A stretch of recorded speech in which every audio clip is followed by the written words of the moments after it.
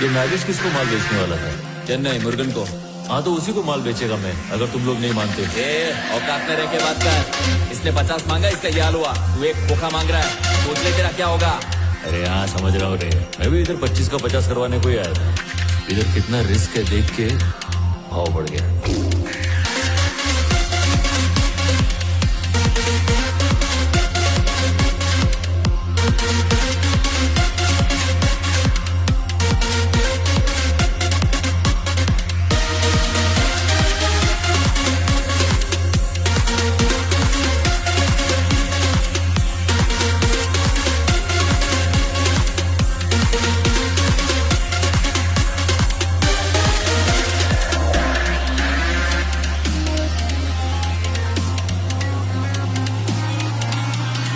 पुष्पा नाम सुन के फ्लावर समझे क्या?